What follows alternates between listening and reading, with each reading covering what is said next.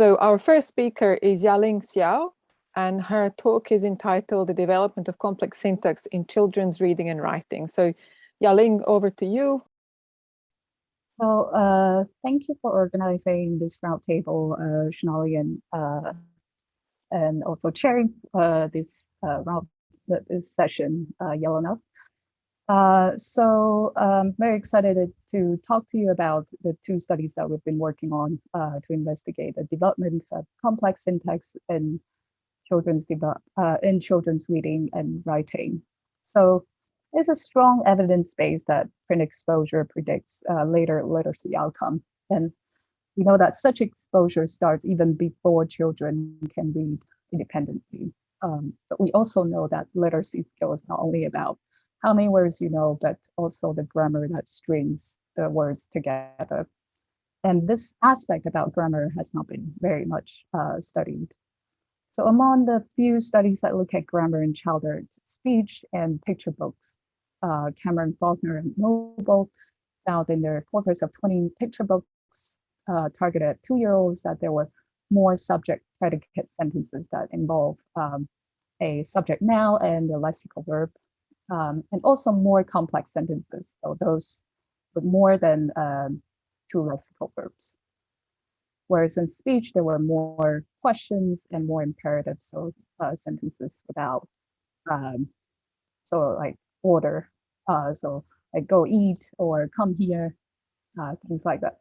So overall, we see more complex grammar in picture books than everyday conversation. And in another study by Montag 2019, in corpus of 100 picture books targeted at preschoolers, she identified passive sentences and relative clauses, which are considered classic complex sentences. And relative clauses in particular is a type of subordinate clause that modifies noun phrases and has been widely investigated in the literature of language acquisition and processing. Montag found that there were more complex sentences for every single subtype in picture books than in child-directed speech. So these two studies show that picture books contain more complex syntax, both in number and in type, compared to child-directed speech. But the question is, how does the complex grammar in book language changes the function of development, and how does it support the development of syntactic knowledge? So the current study aimed to address these questions using a large developmental corpus made available by Oxford University Press called Oxford Children's Corpus. This corpus contains texts written for and by children from age 5 to 13, roughly corresponding to key stage 1, 2, and 3 in the UK education system. And this is a large amount of written language samples that covers a wide range of age groups, which is going to be very useful to investigate language and literacy development. So in study 1, we made use of the reading portion of the corpus, which contains reading books published by Oxford University Press. And this corpus is the same that Nikki talked about yesterday that she did the morphological analysis on. And this version I used contains 34 million words. And this large size allowed us to vastly extend Montag 2019 to investigate the distribution of relative clauses in comparison to picture books and child-directed speech targeted at preschoolers. And in study 2, we look at the writing portion of the corpus, which is sourced from the BBC 500 words competition, which takes place annually in the UK that invites children to submit a 500-word story. And this corpus came from submissions in 2019, which are 55 million words from more than 100,000 children's submissions. And this is we know there's a lot of writing research that focus on spelling and vocabulary, but there's quite little research focusing on the development of syntactic complexity. And this corpus provides is a great resource to do that. So starting from study 1, we extended Montag 2019 in examining relative clause distribution in children's book versus child-directed speech. So we have access to these 3 corpora that you can see in the table. So child-directed speech, which is sourced from the UK Children's Corpora. And the picture books is what we built in-house that contain 160 picture books that are identified as the bestseller. And the reading books corpus that I just mentioned in the previous slide. So we can form comparisons not only between speech versus book language overall, but also speech versus picture book language that preschoolers experience, as well as the comparison between book language encountered at different stages of literacy. So in summary, we found that book language contains more complex sentences than child-directed speech overall. Relative clauses are rare in speech, as specifically those types are rare, so like passive relative clauses.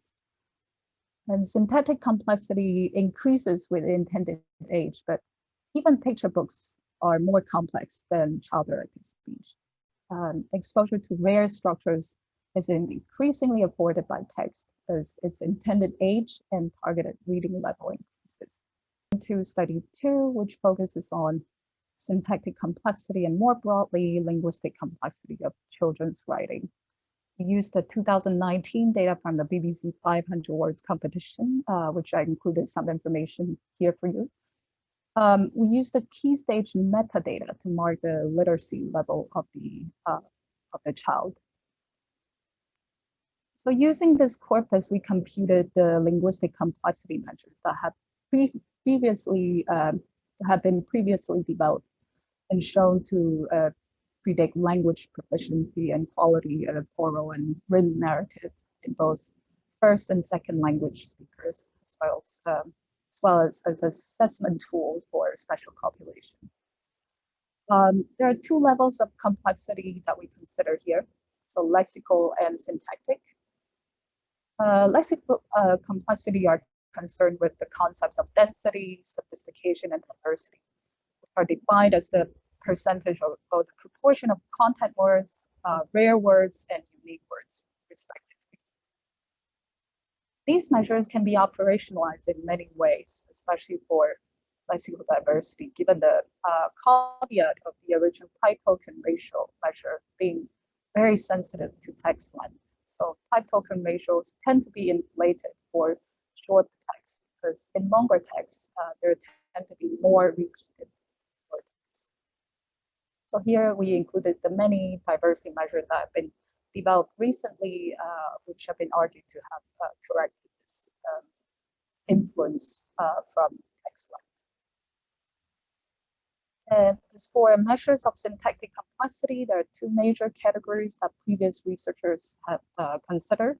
So the first type is length of units, so like length of sentence, T-unit, or clause.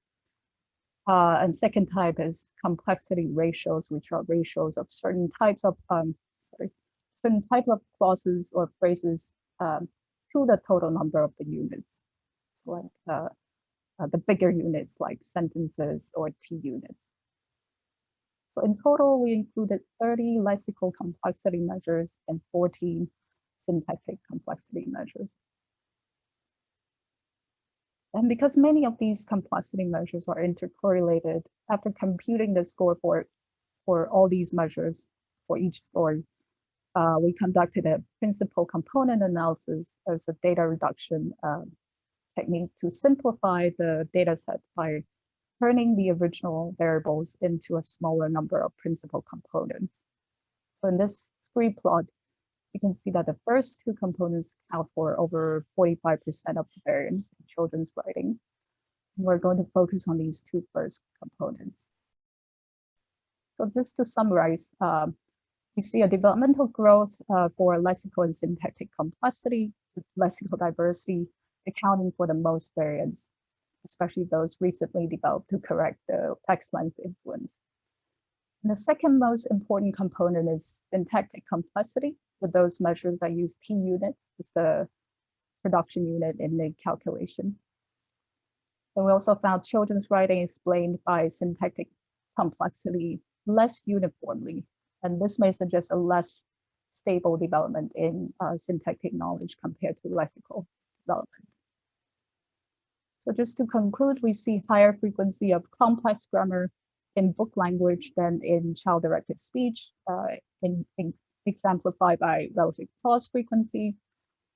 And this difference is already apparent in picture books, suggesting that the negative consequence of not being exposed to complex grammar may emerge early if children are not engaged in share reading. We also found that syntactic complexity explains children's writing less well than lexical complexity, and that it develops less uniformly across individual children and across key stage. This suggests that syntax may be a component, maybe a linguistic component that some children struggle more with than the others.